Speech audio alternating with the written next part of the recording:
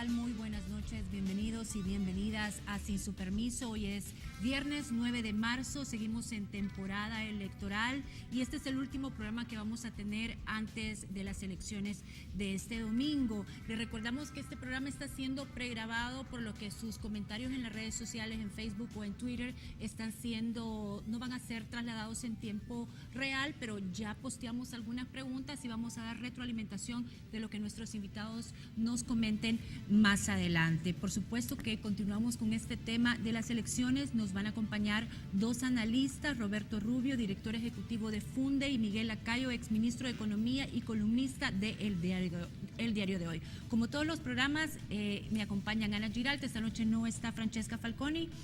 Ana, buenas noches. A unas horas de una votación histórica, vamos a tener por primera vez la oportunidad de no solo marcar banderas, sino que oportunidad de marcar rostros si queremos. En efecto, buenas noches a los televidentes. Vamos a ver qué pasa el domingo, porque son muchos los escenarios que nos hemos planteado, se están planteando, pero a ver qué decide el votante. Ojalá lo más importante, Lorena, es que quien vaya a votar, vote con conciencia. Primero, que la gente acuda a las urnas, pero que vote con conciencia y elija lo mejor para el país. Ojalá que así sea. Vamos a saludar entonces a nuestros invitados. Buenas noches, don Miguel Lacayo. Buenas noches, un gusto estar con ustedes. Gracias. Y también a don Roberto Rubio. Buenas noches. Muchas gracias por la invitación. Gusto estar acá con Miguel. Un gran gusto. ¿Cómo evalúan ustedes en general lo que ha sido esta campaña electoral? Mira, primero que todo yo diría que un gran paso en la construcción de la democracia es el hecho que por primera vez vamos a poder votar por caras, aunque también se puede votar por banderas, pero aquellos que quieran incidir en quiénes son los diputados en el partido de su preferencia, que sean elegidos para la Asamblea, lo podrán hacer, podrán incidir de una forma más profunda. Esto es un paso importantísimo para que nuestros representantes en la Asamblea Legislativa cada vez tengan mayor rendición de cuentas y puedan estar más cerca de los votantes. Esperaría yo que no solamente se acerquen a los votantes en época de campaña, pero que este sea como que la primera ocasión en la que la mayor parte de diputados viven cerca de la población durante su periodo de gestión. No esperen únicamente al fin de los 3 años para nuevamente ir a acercarse. Así que esto nos va a dar mejores caras. Creo que le permite también, vamos a ver por primera vez personas que no estaban en los partidos políticos hace 6 meses y ahora sí quedan electos, es decir, no tienen que responder a la cúpula de un partido, más bien hay una vinculación más directa entre la calidad del funcionario y su gestión y si es reelecto o no. Eso para mí es el factor más importante de esta elección. El hecho de que también partidos cerrados, como ha sido históricamente el Frente, vamos a ver si en efecto quienes prefieren al Frente votan por los líderes del Frente. Pero el Frente se mantuvo cerrado en esta campaña, sí, porque igual siempre pidió el voto por la bandera. Correcto, pero vamos a ver si el ciudadano y aún el votante del Frente decide seguir esa instrucción o decide elegir a aquellas personas adentro del Frente que han considerado que son más abiertos o menos extremistas o que creen que pueden dar un mejor trabajo en la Asamblea Legislativa, pero por lo menos puede comenzar a cambiar la estructura de poder adentro del partido a forma obligada, digamos, con este proceso democrático. Eso es lo que yo veo positivo en esta campaña. ¿Cuál es su evaluación en general, don Roberto? Bien, definitivamente que esto es una novedad y una novedad en positivo. Y yo ubicaría 2 niveles. Uno es, primero, a nivel del votante militante, casi son unas elecciones primarias, o sea, ha obligado de alguna manera a los partidos, ya que no hay una ley de partidos, ya que ha ido eliminando las primarias, de alguna manera, digamos, el votante militante tendrá la posibilidad de escoger a quien le parezca. Las cúpulas eligieron quién va de primero, pero de alguna manera se establece una elección de primarias y que va a ir mejorando en el tiempo. Creo que es la primera vez. Hay que tomar en cuenta que en general lo hemos hecho bien, que se tardaron, sí, que tuvimos un montón de tropiezos y que la discusión que tuvimos antes con las resoluciones de la Corte, los cambios que hizo la asamblea y que después volvió. O sea, gastamos mucho tiempo en para decidir la publicidad, y todo eso definitivamente va a afectar, y posiblemente vemos una cantidad de votos mayor a lo anormal que ha habido de votos nulos, ¿no? Posiblemente, ¿no? Por esa situación. Pero en general creo que lo hemos hecho bien, y va a haber la mayoría de votantes van a votar correctamente. Porque la gente no ha entendido. No, yo creo que el porcentaje de gente que va a votar correctamente creo que va a ser bastante alta. Esa es mi impresión. Que va a haber, sí, un mayor porcentaje de gente que votará de una manera, por ejemplo, no se ha explicado bien. Yo siempre insisto de que la campaña debió decir no solamente cómo votar, sino cómo no votar, porque también hay que enseñar a la gente cómo no tiene que hacer y cómo no se le va a anular su voto.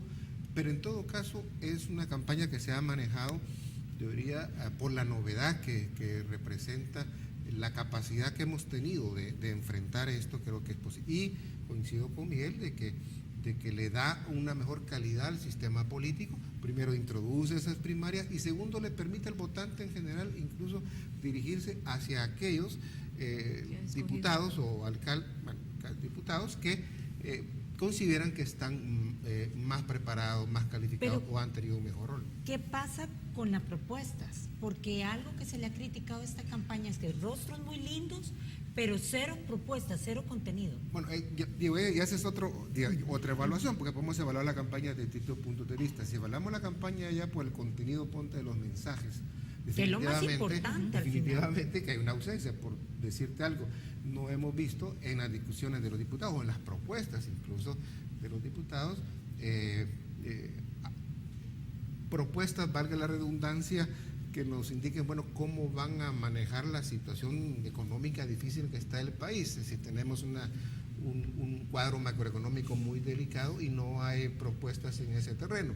No hay propuestas de cómo vamos a manejar o mejorar nuestro sistema de pensiones. Bueno, ahora ha habido una propuesta a última hora del Frente, pero cosas estratégicas realmente no hemos escuchado, y mensajes de los diputados más bien son eslóganes, ¿no? Son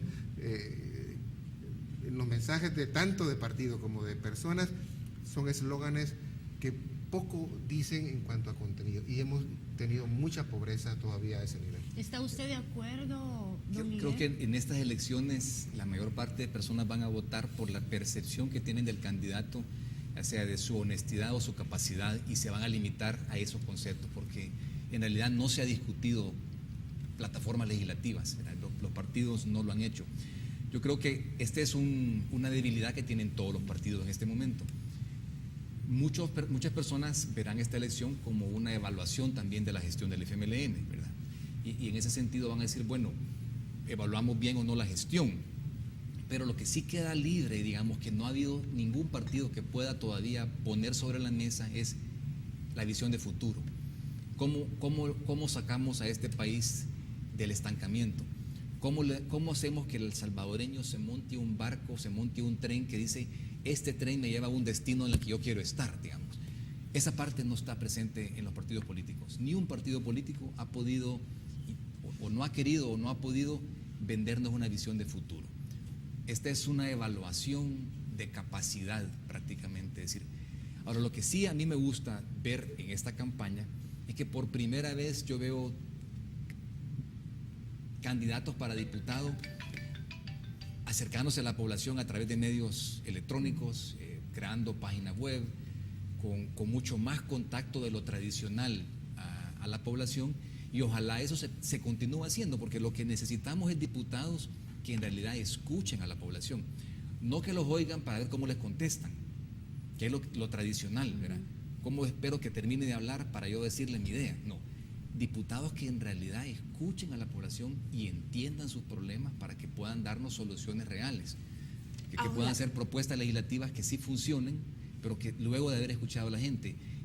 Para mí el principal problema que tiene esta asamblea es que los diputados que están adentro, y en eso incluyo a prácticamente todos los partidos, y puedo decir a 75 de los 84 diputados, tienen una idea de qué es lo que quieren hacer, pero no necesariamente han escuchado a la población o los problemas que pueden causar a la hora de imponer su idea. Eso justamente le quería preguntar, porque el presidente en su momento cuestionó un poco cuando Arena empezó a sacar propuestas o algunos candidatos como el bono de la salud y decía, en no palabras sexuales, bueno, si yo no estoy de acuerdo tampoco se puede ejecutar. Entonces, han habido algunas propuestas así efímeras.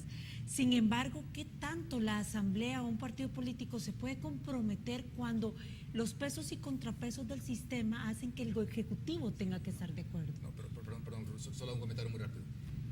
La Asamblea Legislativa tiene la enorme capacidad de incidir en nuestra calidad de vida en El Salvador. Es decir, las leyes son nuestra tecnología social, digamos, y en función de ellas funciona, así como la Iglesia nos impone ciertas reglas de comportamiento, hay ciertas costumbres en el país, ciertas normas de comportamiento, las leyes dan un marco que permite a un país ser más eficiente, menos eficiente, un país más libre, menos libre. Entonces tienen una enorme incidencia. Lo importante acá es que los diputados tomen eso como una responsabilidad, ¿verdad? Y el presidente en un momento dado dijo, los diputados no pueden incidir en la generación de empleo. Claro que pueden incidir en la generación de empleo, pueden incidir en la estabilidad jurídica del país. Pero el presidente tiene que estar de acuerdo, sí, o el Ejecutivo. Pero entonces, ¿qué hace un diputado o un partido político cuando identifica un problema? Lo que tiene que hacer es asegurarse que el país tenga conciencia de ese problema. El político no puede resolver un problema que la gente no reconoce como problema. Primero, si no hay conciencia nacional del problema, tú te aseguras como político de crear la conciencia nacional de que hay un problema y tú tienes la solución. Esa es la labor de un partido político. Hacerle ver a la gente que hay un problema, que lo han identificado tal vez un porcentaje de la población, lo transmiten a través de los medios de comunicación, a través de venir a entrevistas como esta, se comunica el problema y luego se le busca una solución. Puede que haya partidos políticos que no realicen que hay un problema y no quieren hacer nada, pero una vez el otro partido político levante el tema, tiene que reaccionar. Entonces, sí puede un partido político incidir enormemente en la calidad de vida de los salvadoreños o de los ciudadanos de un país. Del doctor Rubio cuando regresemos de la pausa comercial. Vamos a este primer corte y ya volvemos.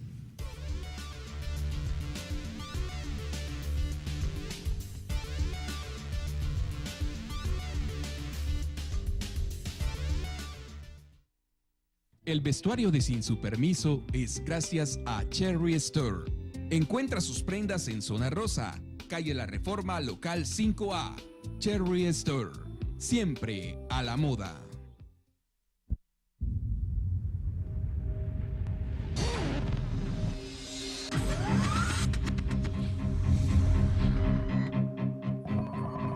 El inicio de una estrategia financiera, desde los negocios y la actividad económica hacia toda Centroamérica.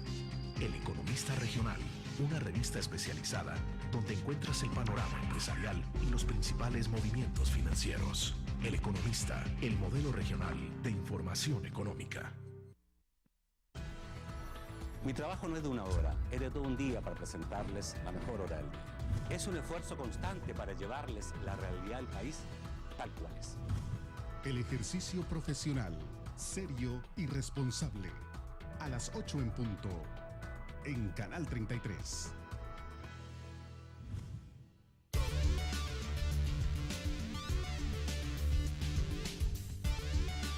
Que la población esté contigo. Continuamos. Teníamos opinión con respecto a cómo los diputados inciden en el bienestar o no de la población.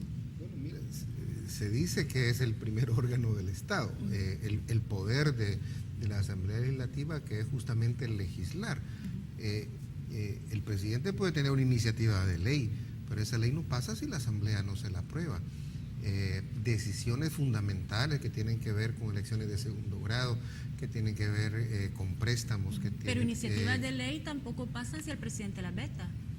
No, también, o sea, porque ahí es donde hay esos tipos de contrapesos, pero si hay, por ejemplo, una resolución que sensata de sentido común y la Asamblea la aprueba, el presidente la veta, y si ese sentido común sigue, pues la van a seguir vetando. Creo que se han dado casos ya donde se ha superado el veto del presidente porque, digamos, hay cierto consenso en la Asamblea, o sea, que tiene también incluso el poder de superar el veto, él puede vetar al presidente, por decirlo así, ¿no?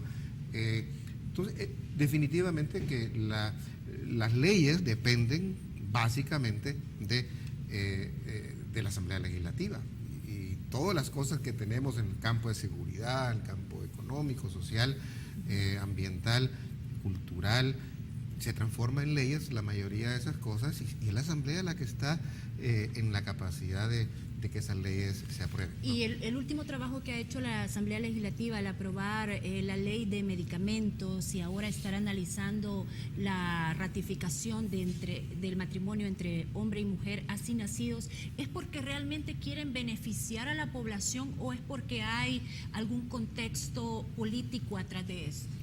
Yo no me metería a juzgar qué es lo que hay detrás, incluso te diría que ni conozco la ley, tendría que leerla para ver cómo quedó, pero lo que sí te puedo decir es que aquí podemos hacer un paralelismo de dos, digamos, leyes que independientemente de su calidad entran obviamente en un momento electoral. Entonces uno se pregunta, bueno, ¿por qué entran en este momento? Una razón puede ser, mire, porque digamos, medidas que tienen cierta popularidad las voy a meter ahora porque y puede haber pasado con la ley de medicamentos. Entonces que hasta el mismo Arena tuvo que tener problemas para decir no, porque se metió de tal forma que le podía tener un costo político. Entonces, pero tiene ese tinte de populismo, ¿no? Porque justamente se presenta en ese momento. Igual, por el otro lado, Arena mete este tema de la familia, del concepto de la familia. Y de alguna manera para que el frente también se ponga contra la espada y la pared. Entonces, ahí hay un paralelismo que ambos, creo yo, actuaron de alguna manera, uno para sacar la ley de medicamentos, los otros para sí, que pareciera que están utilizando el tema de leyes no para beneficiar a la población directamente, sino que para beneficiarse. Pero el punto es que eso lo hemos ¿cuál visto. impacta más a la población? Hemos visto que en periodos electorales siempre se presentan este tipo de iniciativas, leyes que estaban guardadas, leyes que se discuten poco, se pasan porque quiere que se pasen en este momento, obras que se ejecutan, ¿no? Que antes tal vez solo se pone la primera piedra para decir que se va a hacer sin tener contenido. Los periodos preelectorales se prestan mucho para ese tipo de cosas para los políticos. Yo haría un comentario, y es que esto es el ejemplo de lo que no se debe hacer, ¿verdad? El ejemplo, la ley de medicinas o inclusive este tema sobre la ratificación de los matrimonios entre hombres y mujeres. El problema de estos dos casos en particular es que no se transparenta la discusión previamente a que esto se lleve a la Asamblea. ¿Verdad? En el caso de medicinas, si ustedes ven, se aprobó una ley que en realidad no estaba discutida, a pesar de que llevaban 8 años de discutir el tema. Esa ley en particular la sacó Casa Presidencial el domingo y no fue discutida en la Asamblea, no le cambiaron ni una coma, excepto en el artículo 2. Y luego viene la sociedad entera a decir, ¿por qué me quitan los médicos de las farmacias? ¿O por qué prohíben las inyecciones? ¿O por qué es que los químicos farmacéuticos sacan un campo pagado reclamándole al gobierno? Es decir, la sociedad entera empieza a reclamar. Lo que deberían hacer los diputados es hacer esto más transparente. Ahora, sí creo que hay una cosa importante en nuestro país. Yo creo que nuestro país ha avanzado muchísimo democráticamente. Roberto, remontémonos hace 20 años, hace 15 años. Hoy la sociedad sí se expresa, ¿verdad? Sí. Y en nuestro país tenemos la virtud, tiene nuestro país, de que puede decir casi cualquier cosa que no sea ofensiva, pero si tú puedes decirle a alguien, tú te puedes burlar de un funcionario, inclusive la ley lo permite. O sea, esa libertad que tenemos en nuestro país es lo que nos va a ir permitiendo exigirle a los diputados una mejor gestión. Lo que sí es importante recordar, lo platicábamos con Roberto al entrar, es que este no es un trabajo solo de diputados. El domingo hay una votación, pero esa votación, ahí no termina nuestra labor como ciudadanos. Nuestra labor como ciudadanos es todos los días. Tenemos que involucrarnos, ya sea de forma indirecta en partidos políticos, o escribiendo, o opinando, programas como este, porque eso es lo que en realidad le vamos poniendo un marco a los diputados de que no se salgan de esas reglas que la sociedad les exige. Y nuestra sociedad ha actuado, me parece, de forma ejemplar en algunos casos, como hemos tenido que hacer que el presidente y algunos partidos políticos den paso atrás en cosas que han violado la Constitución. Como el caso de la Corte. ¿Verdad? Como el caso de la Corte. Entonces, yo creo que el mensaje acá es, tenemos una elección, vamos todos el domingo a elegir a las personas que queremos que nos representen, pero ahí no para nuestra labor. Quiero, ya que estamos hablando del presidente, perdón, ha habido un mensaje que quisiera que lo analizáramos, es el que ha dado el presidente sobre el tipo de asamblea que él quisiera. Él ha criticado mucho a Arena, hace cuestionamientos directos a Arena, pero cuando se refiere a por quién votar, no dice por quién votar. Entonces es bien difícil identificar si él a quién está apoyando, si está apoyando que voten por el Frente, que está apoyando porque voten por otro partido. Solo habla de que necesita una asamblea que lo ayude a gobernar. Bien, como la relación ejecutivo-asamblea-partido ha cambiado, es decir, en la medida que no es un presidente pues, con vínculo orgánico, ¿no? Pero es un presidente, lo que está diciendo es, mire, yo me siento cómodo gobernando pues con FMLN o GANA, ¿no? Y si entra, pues es, digamos, una Arena que es con quien ha habido pues menos entendimiento, o mejor dicho, no ha habido mucho entendimiento, pues entonces el cuadro se le complejiza, ¿no? Entonces ya no tendrá, por decir algo, el hecho de que Arena recupere la mayoría calificada, por ejemplo, ¿no?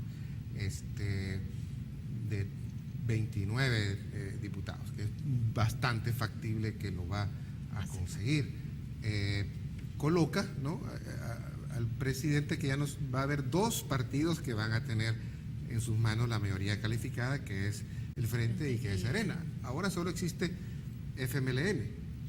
Entonces le complejiza, y vienen decisiones importantes entre las elecciones de segundo grado, préstamos que son fundamentales en este momento, reestructuración de deuda que puede ser fundamental. Entonces para él definitivamente el cuadro actual que ya conoce y que le ha facilitado pasar bastantes leyes, pues entonces el mensaje que está mandando es, pues yo prefiero este tipo de cuadro que tengo ahorita, el que tengo ahora, y no que venga pues Arena, porque entonces sí va a tener que negociar con Arena. ¿Y cómo cree usted que va a quedar el cuadro? Históricamente, los salvadoreños han buscado que la asamblea sea un contrapeso al presidente. Durante los gobiernos de Arena, siempre el FMLN fue un contrapeso. Sí, para poder lograr préstamos se requería siempre el apoyo del FMLN. Así fue la votación previa. Lo que pasa es que hubo una traición al voto, digamos. Hubo personas que dijeron, yo no respondo al voto, sino que respondo a un mandato en casa presidencial, y lo han admitido gente del Frente, digamos, el candidato para alcalde del FMLN para San Miguel lo dijo claramente. Hay una alianza entre GANA, FMLN y casa presidencial. Yo creo que la ecuación va a cambiar, si usted me preguntaba. Creo que el mejor escenario del Frente es sacar tantos votos como tal vez el peor escenario de Arena. Yo creo que si el Frente le va bien, sacará 32, y si a Arena le va mal, sacará 32. Yo creo que la ecuación va a ser distinta a lo que la gente lee en las encuestas. Las encuestas, recordemos que no tienen estadísticamente no son significativas estadísticamente por departamento. Y lo que vamos a ver es que el voto tradicional del PCN, que ahora es el Partido de Concertación, y el voto tradicional del PDC, que ahora es el Partido de la Esperanza, más la alianza específica que en Chalatenango, en San Miguel, en San Vicente y en Morazán, que han hecho estos dos partidos, les va a permitir tanto al PCN como al PDC lograr tal vez un par de curules más de lo que la gente cree, porque la gente en Morazán va a votar por PCN o por PDC y se van a sumar esos votos a la hora de los residuos.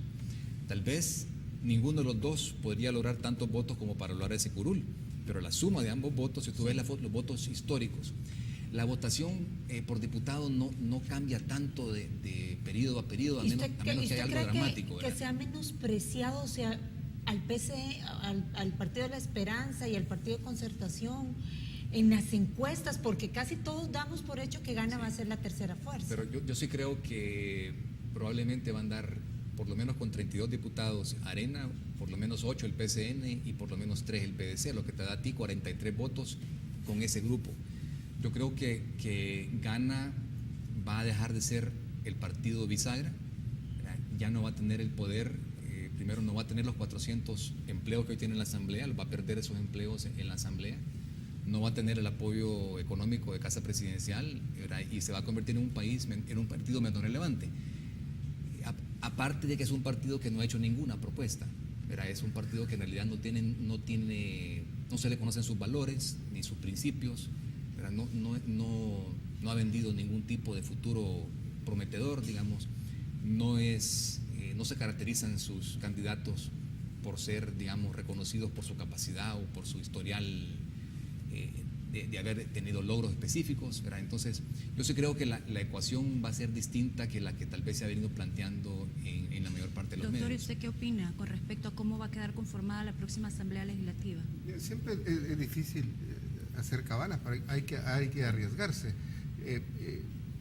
Más o menos parecido a lo que dice Miguel, creo que Arena y el Frente van a estar en una posición, digamos, numérica en términos de diputados parecida, ¿no? La duda está en quién va a estar quizá arriba, posiblemente si nos atenemos a las encuestas, el Frente pudiera perder 1 o 2 diputados y Arena recuperar, porque en el caso de Arena es casi recuperación, ¿no?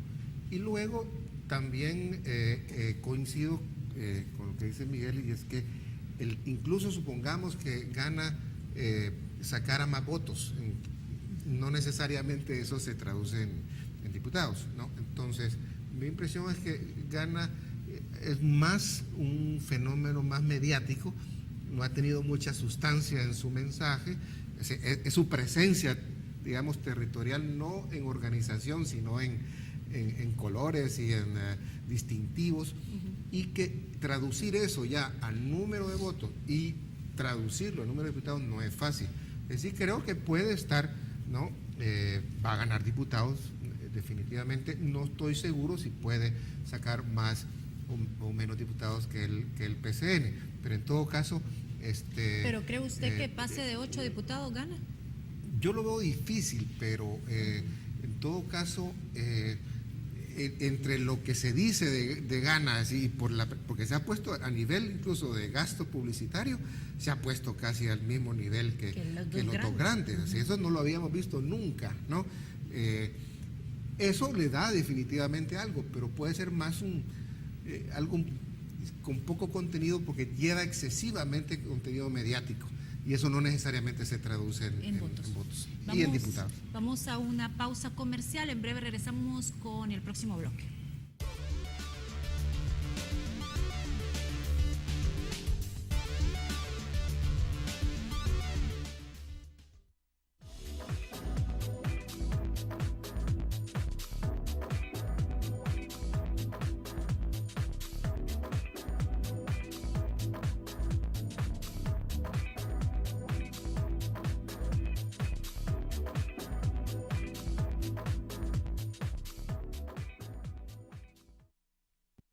Vea este sábado el inicio de nuestra completa cobertura de las elecciones. Análisis político de altura con Armando Calderón Sol, expresidente de la República. Salvador Samayoa, firmante de los acuerdos de paz. Jorge Villacorta, alto dirigente político. ¿Qué está en juego en estas elecciones? Análisis político previo al evento electoral. Sábado 8 de la noche con Nacho Castillo. Por Canal 33, la televisión salvadoreña.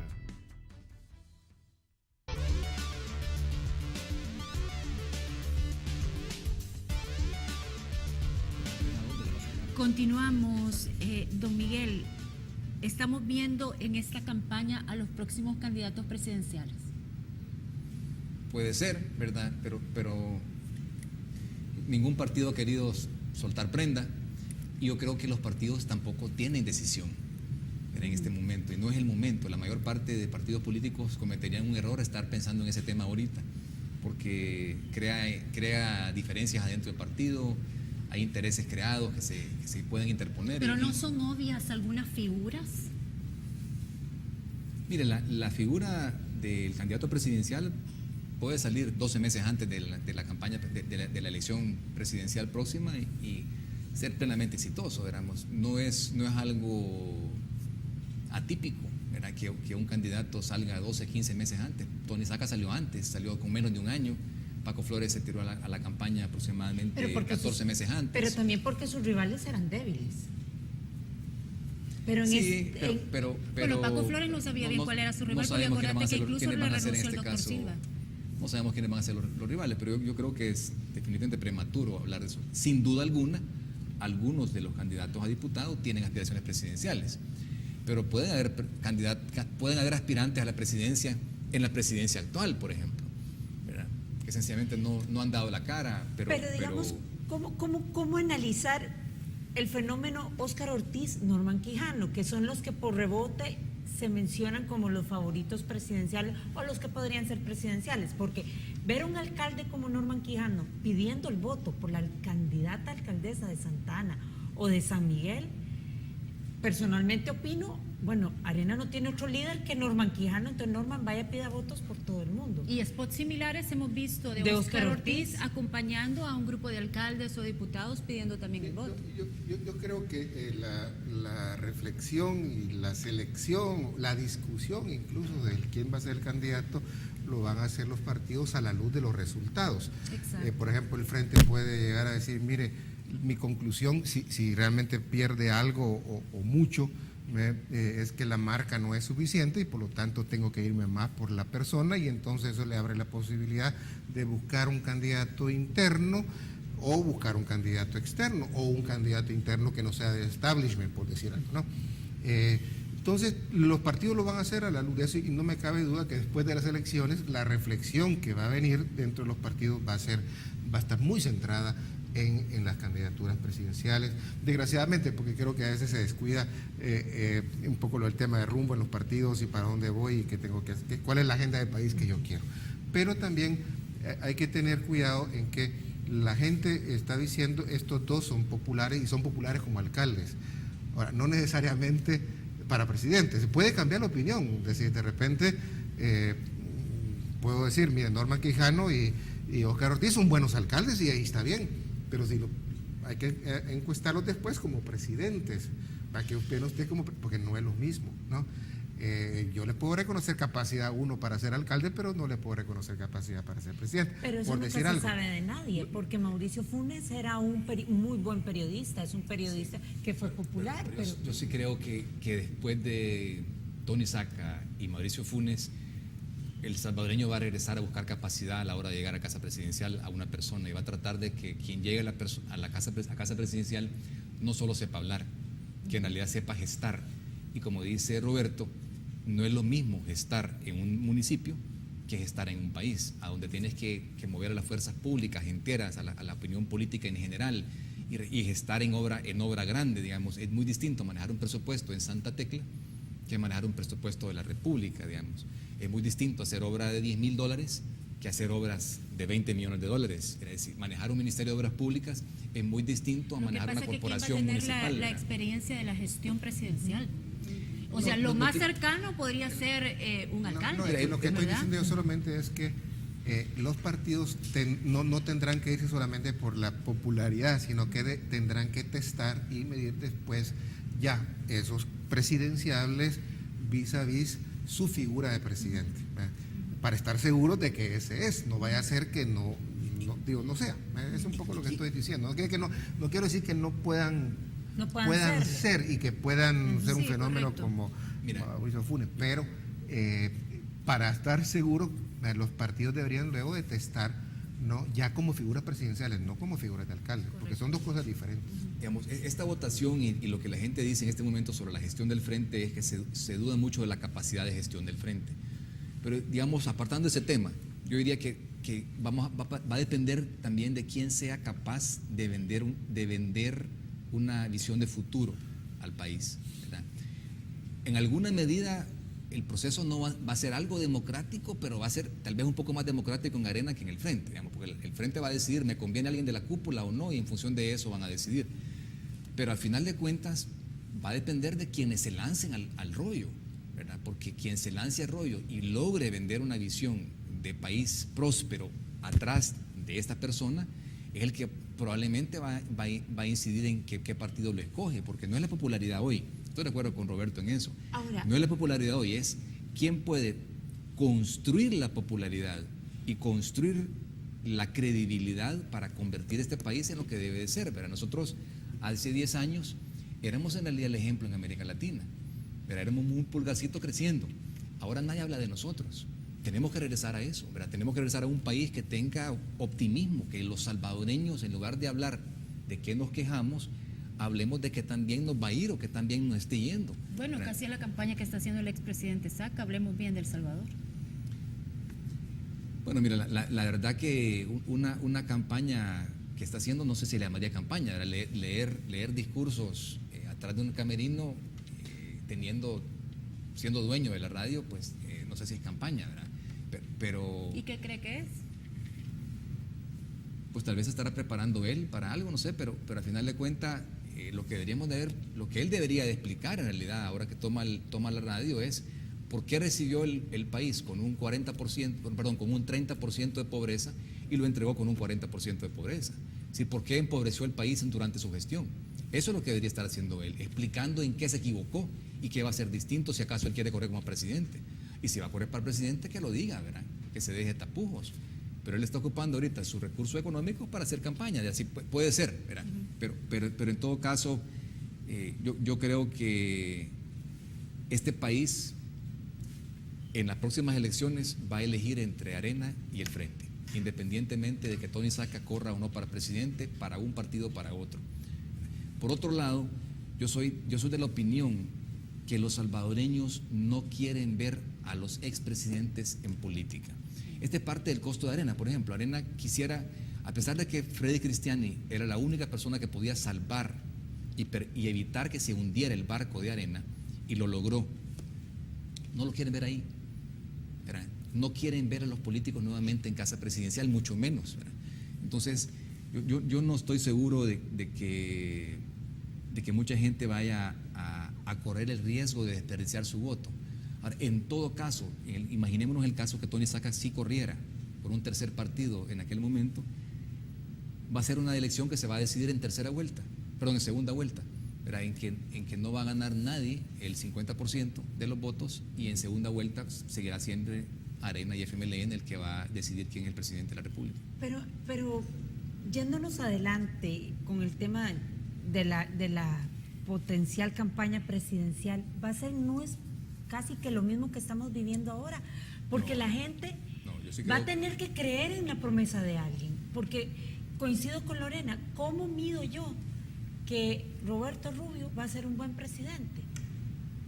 Creyéndole lo que me dice y creyendo que lo va a hacer bien. Por eso es importante el saber hablar. Sí. ¿Sí? Es que yo creo que va a ser una combinación, mira, es una combinación de cosas. ¿Quién puede ser? Yo creo que necesitas, para conducir, tienes 4 elementos, es decir, un chofer, gasolina, carro y una dirección clara, ¿no? El presidente Saca, por ejemplo, podrá ser, o él considerarse que es buen chofer porque es popular, o podrá tener la gasolina para que, ¿no? Pero no tiene carro, ¿no? Es decir, el carro de gana no le sirve ni para llegar a la esquina, ¿no? O sea, o se monta en el carro de Arena o se monta en el carro, o construyen algo que no es fácil en este país, construir algo más allá de Arena y el Frente. Pero si no tienen los recursos. Entonces, y luego, la otra cosa es lo de, es decir, la gente se va a dejar ir, creo ahora va a ser más sofisticado, porque la marca del partido va a pesar, y en este sentido los presidenciables son los que van a ir por Arena y los que van a ir por el FMLN. Se va a ir bastante también por la presencia que tenga esta persona, y eso es la gasolina, es el dinero.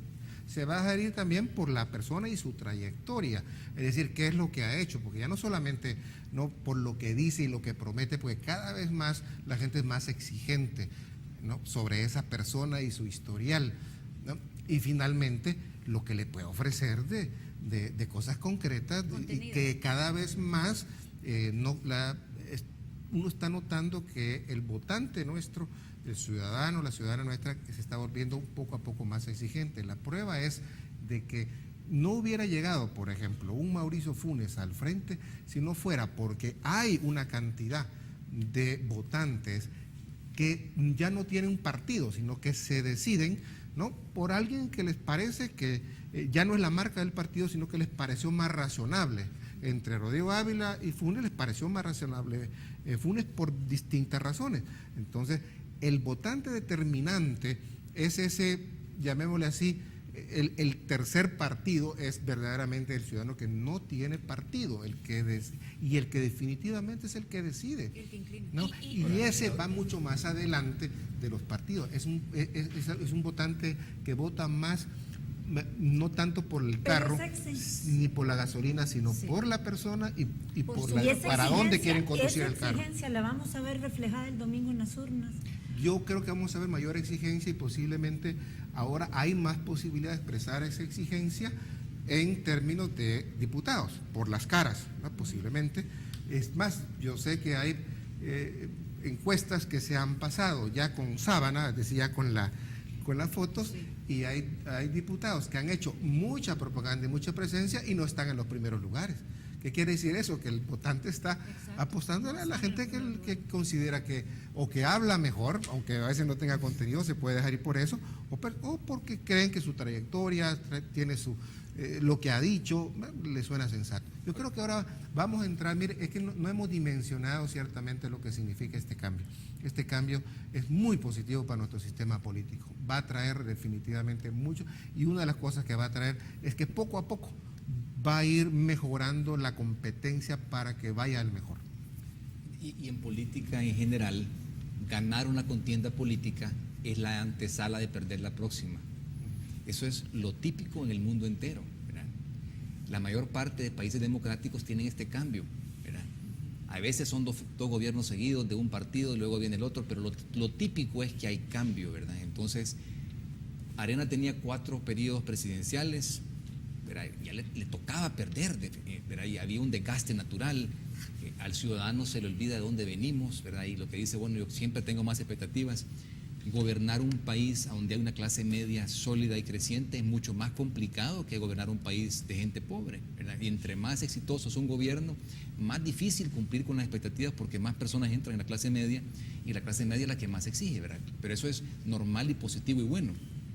En este caso, yo creo que quienes le dieron, digamos, al FMLN, de ese grupo de en medio, ¿verdad? Muchos puede que digan, bueno, le di el chance, ahora le toca al otro, ¿verdad? Y esto es bien tradicional, ¿verdad? No es una cosa que no deberíamos de esperar nosotros cambios tan importantes en cómo la gente votó, porque construir una marca política en cualquier parte del mundo es difícil. Y aquí en El Salvador particularmente creo que es bastante complicado, ¿no? La gente no lo compra tan fácilmente. Usted Ana, vamos con tu pregunta después de la pausa. Ya volvemos.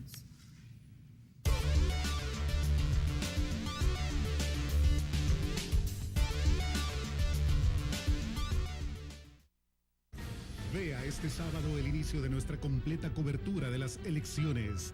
Análisis político de altura con Armando Calderón Sol, expresidente de la República. Salvador Samayoa, firmante de los acuerdos de paz. Jorge Villacorta, alto dirigente político. ¿Qué está en juego en estas elecciones? Análisis político previo al evento electoral. Sábado 8 de la noche con Nacho Castillo. Por Canal 33, la televisión salvadoreña. Mi trabajo no es de una hora, es de todo un día para presentarles la mejor hora del día. Es un esfuerzo constante para llevarles la realidad del país tal cual es. El ejercicio profesional, serio y responsable. A las 8 en punto, en Canal 33.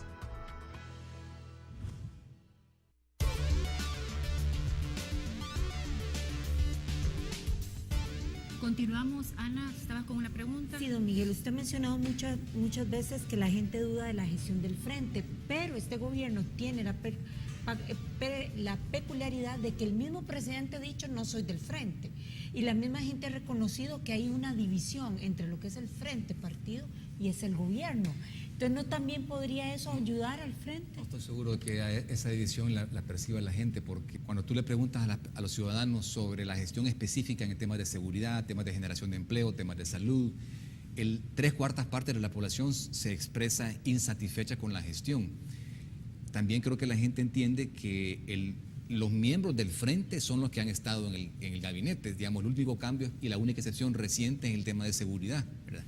Pero el frente, previo a ese cambio en seguridad, administraba 2/3 partes del presupuesto de la nación, ¿verdad? Funcionarios que vienen de la fila del frente, ¿verdad? Entonces yo sí creo que en esta votación, en algunas medidas, es una evaluación de gestión, ¿verdad? Y sí creo que va a haber gente tanto de en medio como gente que tradicionalmente votó por el frente, que en esta ocasión no le van a dar el voto. Es decir, que yo sí creo que va a haber un voto de castigo porque el Frente no cumplió las promesas, algunas incumplibles, pero le prometió al grupo, a su voto duro, le prometió ciertos logros que no le ha dado, ¿verdad? Entonces ese mismo voto duro creo que se va a revelar. Y creo que lo que podemos ver es sorpresas de qué caras en realidad llegan a la Asamblea del Frente. Yo sí creo que van a haber algunas caras tradicionales que no van a llegar. ¿Cómo evalúan el trabajo en general? ¿Querían sumar algo? Comentando sobre eso, es que mira, esto tiene relación con la pregunta que nos hacíamos de por qué un presidente tiene relativa popularidad. Y digo relativa porque 6 y tanto no es así una popularidad grande, pero la gente está diciendo del 80, 90% que la situación va mal. Es que aquí se ha sido bastante, en la percepción, muy generoso con la imagen del presidente.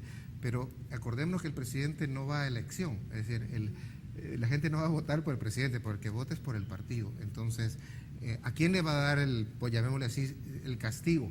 No es al presidente, es al partido con el partido que está en el gobierno. Entonces, el castigo es al gobierno, no tanto a la figura del presidente.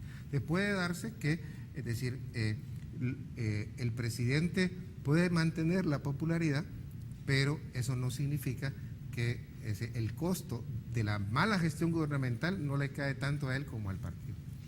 ¿Cómo evalúa la gestión del Tribunal Supremo Electoral? Ya para cerrar el programa, en este último bloque vamos a hablar un poco sobre ese tema. Usted decía al inicio del programa que no solo debían de haber explicado cómo votar, sino cómo también no marcar la papeleta, pero ¿no debería de haber sido también importante explicar qué significa cada marca? Porque en las redes sociales los comentarios que se escucha también de la población es, bueno, yo entendí ya que puedo marcar bandera, hay un rostro, bandera y varios rostros, pero la gente no entiende qué impacto va a tener la diferencia de cada una de las marcas. Hasta hace poco es que el Tribunal Supremo Electoral empezó a decir, si marcas por bandera decide el partido, si marcas por rostro decides tú, pero hasta hace poco se empezó a lanzar ese mensaje. ¿No era más importante también explicar qué significa cada marca? Mira, yo aquí voy a defender al tribunal, a pesar que uno puede hacerle sus críticas. Es decir, yo lo voy a defender en términos relativos. ¿Qué quiero decir? En términos relativos por cuanto que estamos en una nueva experiencia realmente revolucionaria. El retraso que hubo en la definición de cómo se iba a ir a votar y cómo iban a hacer exactamente las papeletas y cómo se iba a contar, el culpable de esto fue la Asamblea Legislativa, no fue el tribunal. El tribunal me consta que estuvo presionando para que se definiera. O sea, llegaron tarde, ¿no? Ahora, dentro de ese cambio que se ha hecho, yo diría que lo han manejado más o menos bien, pero obviamente que hay determinadas críticas, vacíos, ¿no? Que, como les decía antes, el haber insistido más, el haber hecho porque eso sí dependía de ellos, el haber iniciado más pronto la campaña publicitaria, y ahí se tardaron, porque hubieran podido tener más tiempo para justamente reflexionar qué tipo de mensajes había que dar. El hecho de que no hayan, digamos, expresado también cómo no se debe votar, el hecho de que no se haya aclarado bien todavía cómo se va a contar, en definitiva, cuál va a ser el conteo.